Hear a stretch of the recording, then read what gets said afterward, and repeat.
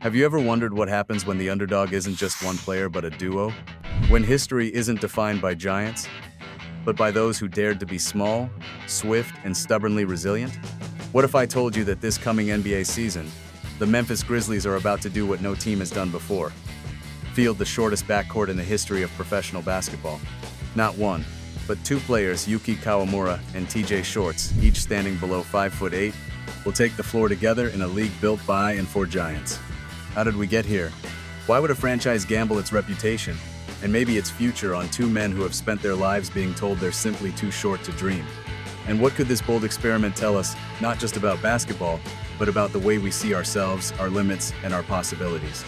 Join me on a journey from the crowded gyms of California and the electric courts of Tokyo, across the unforgiving landscape of European pro ball to the pulsing heart of the NBA. Because sometimes, the greatest revolutions begin not with the biggest, but with the bravest. The story opens, as all great stories do, with a sense of wonder and a question. Why now? Why the Grizzlies? Why these two? For as long as basketball has existed, height has been a synonym for hope. We remember the Titans, Shaquille O'Neal's thunderous dunks, Kareem's skyhook, Yao Ming's towering presence. Even in recent memory, Manute Bol and Gergely Muresan once combined for an absurd 1.52 of wingspan and intimidation. But what about the men who stand beneath the Giants' shadows?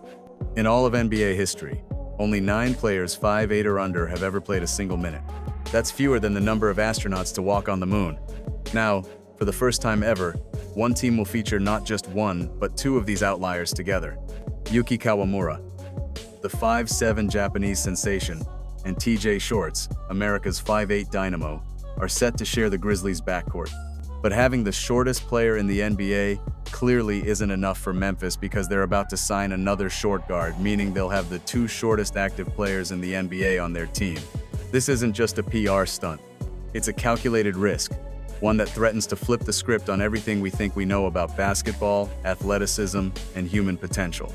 This isn't just for PR, there is actually a method to the madness. We already know about Yuki, but it's time you got to know about TJ Shorts, who at 175 centimeters is only 2 centimeters taller than Yuki and is currently America's shortest hooper at 5'8". He's broken all kind of European basketball records and is on the verge of completing one of the most unconventional paths to the league in NBA history. How did two men, separated by oceans and cultures, converge at this point in NBA history? How did a game once defined by tall trees become a garden where quickness, heart, and vision might matter just as much as reach? Let's meet the first of our heroes. Imagine you're 5'7", in a world that seems to only want giants. Now imagine you're doing it in a country where basketball wasn't the first love, where baseball built legends, where soccer drew crowds, and where the hardwood barely echoed in comparison. Imagine chasing a dream no one around you truly understood, much less believed in. That was Yuki Kawamura. Yuki Kawamura didn't just play the game, he changed the way people in Japan saw it. From the first time he stepped on the court as a child, Yuki was told his dream was impossible. Too small, too foreign, too unrealistic. He made magic with the ball in his hands. Yet, with each year, he kept rising, first as a prodigy in the Japanese B League, then as a viral sensation, whose highlight reels raced across the globe. From the very beginning, the odds were stacked against him. Coaches told him to give up. Opponents laughed. The rim looked higher. The defenders looked taller. But the fire in Yuki's chest? That burned brighter. His father would rebound for him under the fading streetlights after practice. His mother would stay up late recording every scrap of game footage she could find on American players, studying how they moved, how they read the game. And Yuki absorbed it all. By the time he entered the Japanese B League, he wasn't just a player, he was a phenomenon. A human highlight reel. His passing was pure mischief. One-handed, off balance, over the shoulder. Full court bounce passes that curved like poetry. No-look dimes that made defenders spin in circles. Every possession felt like jazz, unpredictable, smooth, and filled with soul. Get up, bucket, Yuki!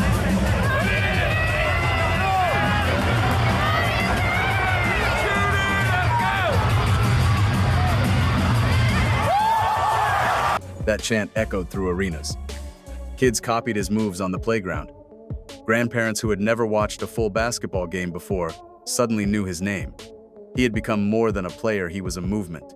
But even then, the journey wasn't smooth. Scouts called him too short for the NBA. Pundits said his creativity would be lost in translation. The whispers never stopped. He's too short for the NBA. His game won't translate. He'll get swallowed by the size and speed. And still, Yuki didn't flinch. Every time they questioned him, he asked back, "Why not me? Why couldn't a 5'7" kid from Japan run with the best? Why couldn't artistry be just as powerful as height? Why couldn't belief be enough?" He trained harder, flew across the world, immersed himself in American basketball systems, learning how to thrive in a land that rarely made space for his kind. He entered the G League not as a tourist, but as a threat. And soon, the Memphis Grizzlies took notice. Because you can't fake vision, you can't teach instinct, and you sure as hell can't ignore someone who sees plays before they happen. Someone who threads passes through microscopic gaps like he's playing a different sport altogether. And if you think Yuki's journey stops there, you're wrong. Because just when you thought it was remarkable enough that he made it into the G League, something even crazier happened.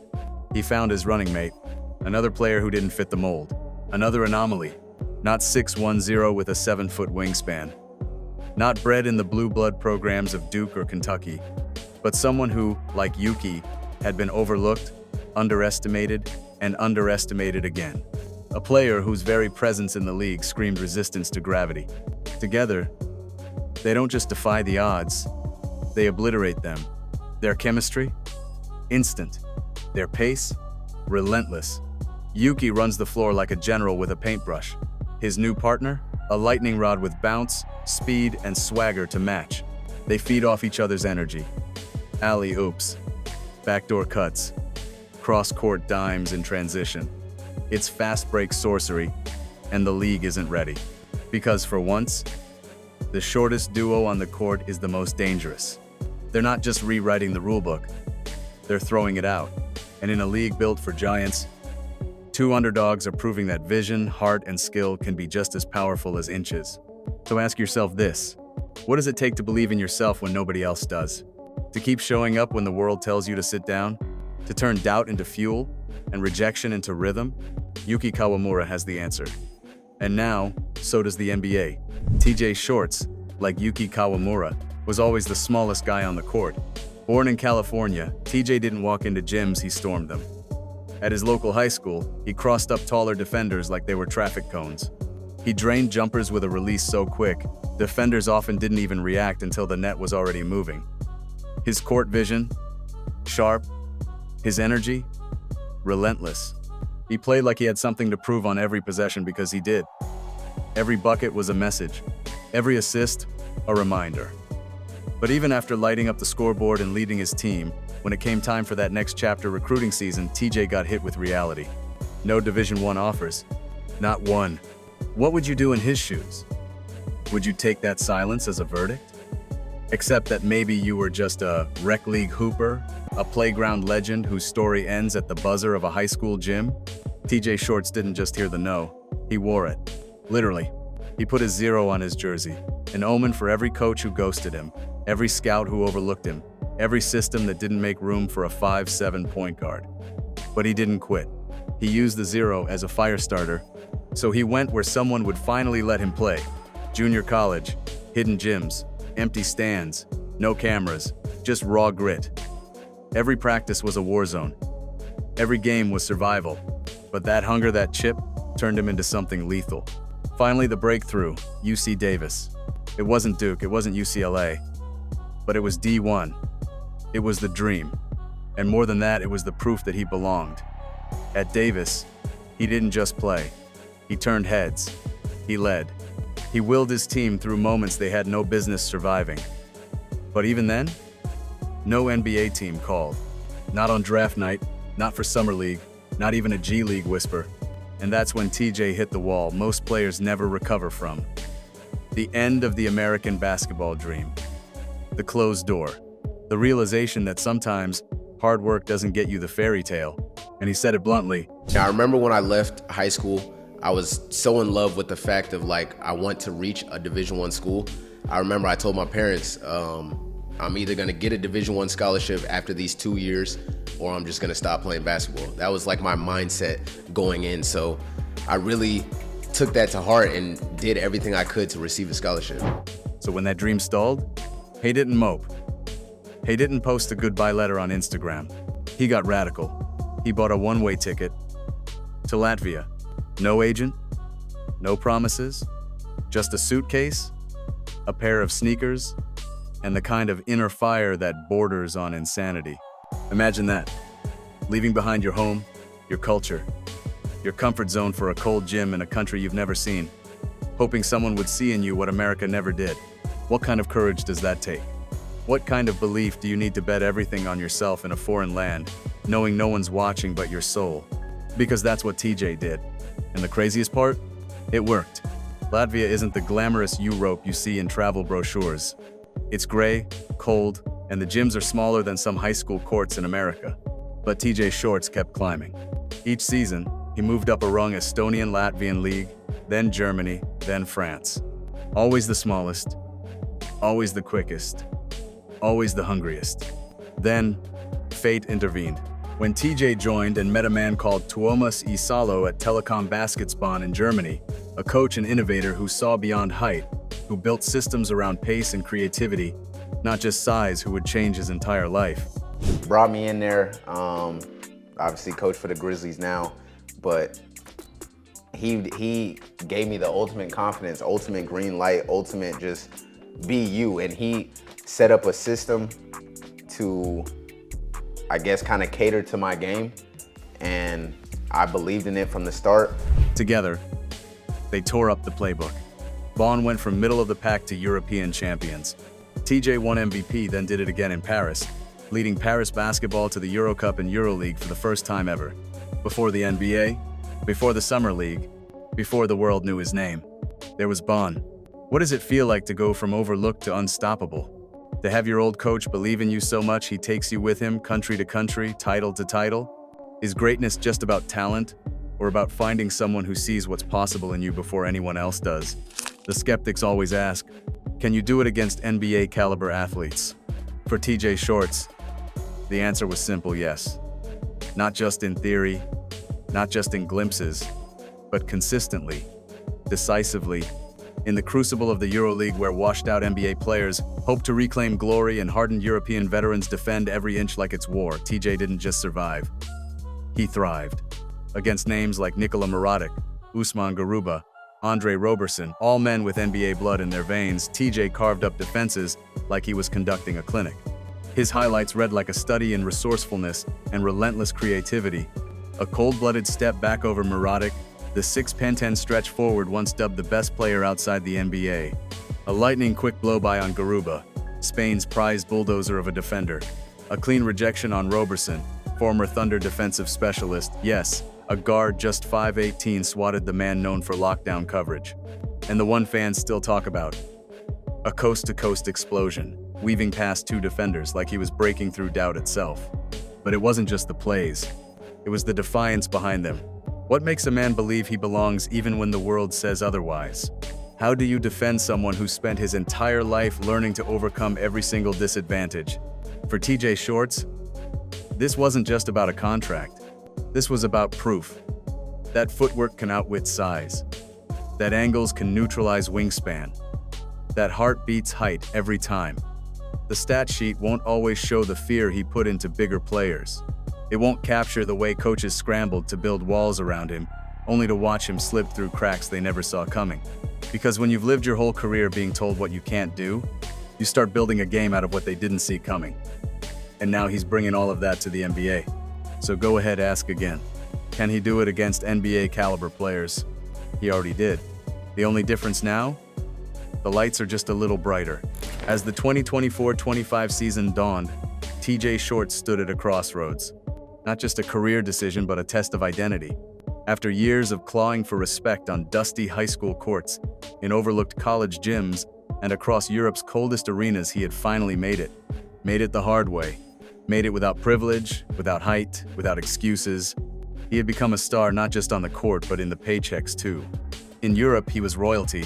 European legends like Kendrick Nunn and Sasha Vezenkov command nearly $5 million a year. And TJ was right there with them, named to the All-EuroLeague first team, the beating heart of Paris basketball's Cinderella run.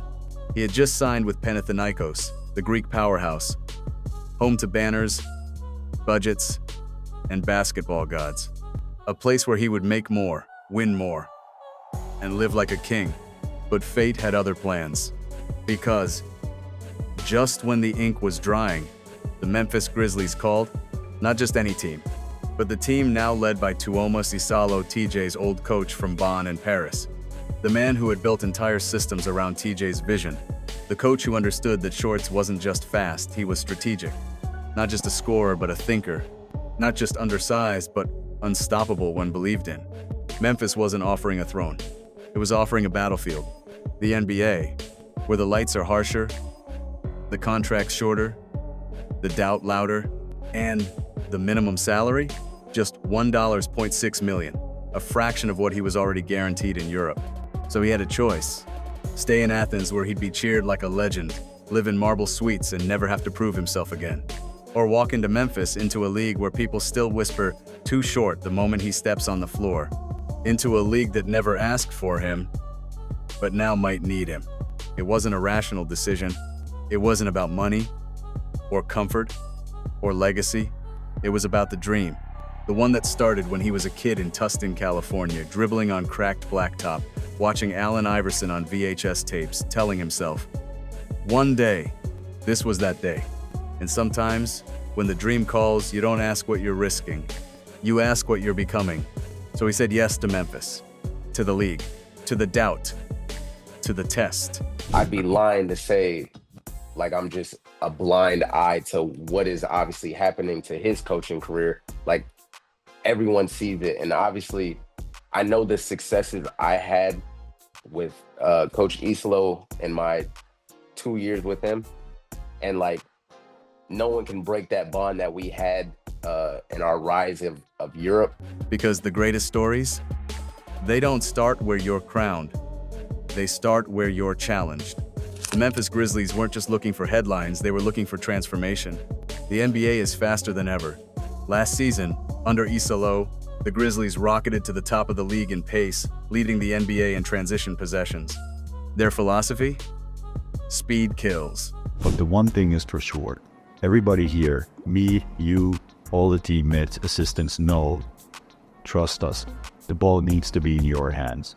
And as long as it's in your hands, we know you're gonna make a good decision. TJ Shorts isn't just a scorer, he's a floor general. Last season, he averaged over 7 assists per game in Europe and would have even more in the NBA's stat-happy system. He has shooters, lob threats, and a coach who believes in him. And with Ja Morant's injury history missing 38% of games since his debut, the opportunity is there. Shorts could become not just a backup, but a starter on any given night. What does it mean to have a coach who understands exactly what makes you special? How do you maximize a team's talent when you build around speed, vision, and relentless willpower? Where does Yuki Kawamura fit into this story? He's not just a supporting piece. He's the second half of the revolution. In a league that has long favored size, speed, and spectacle, Yuki Kawamura is rewriting the formula with craft, heart, and vision. At just 5'7", he's already one of the most followed Asian athletes on the planet. He's not just a player, he's a phenomenon. In Japan, he's a national treasure. In Memphis, he's quickly becoming a cult hero. But this isn't just about popularity, it's about proof. Last season, Yuki quietly put the world on notice, 12.4 points and 7.8 assists per game in the G League. Efficient, composed. And when he got minutes in the NBA, he didn't blink, he belonged. Quick reads, bullet passes, step backs that made bigger defenders stumble. He didn't play like a rookie. He played like someone who had already lived this moment in his head 1,000 times. Now, imagine pairing that with TJ Shorts. One a master of pace and misdirection. The other, a lightning bolt wrapped in strategy. Together, they don't just complement each other, they unleash each other. This is not a gimmick. This is not a feel-good story about two undersized guards. This is a strategic nightmare for opponents. Imagine running a defense, not knowing who the primary initiator is. Is it TJ slashing off a Yuki screen? Is it Yuki dropping a one-handed dime on a backdoor cut? Is it both moving in sync, playing jazz, while defenders are stuck reading sheet music? They don't have to dominate with height. They dominate with angles, rhythm, and intelligence. Every possession becomes a question the defense doesn't know how to answer. And beyond the hardwood, Yuki brings something even rarer: global gravity. He brings the eyes of an entire region, merchandise, viewership, culture. He brings more than just skill. He brings eyes, energy, and a fan base ready to embrace every moment. That unmistakable energy, the bounce in his step, the grin after a no-look pass, the fire in his eyes after an and one. Together, he and TJ aren't just the shortest duo in NBA history. They are a new kind of backcourt, one built on belief, on synergy, on something bigger than basketball. And maybe, just maybe, in a league that worships verticality, these two are about to remind the world that greatness doesn't always come from above.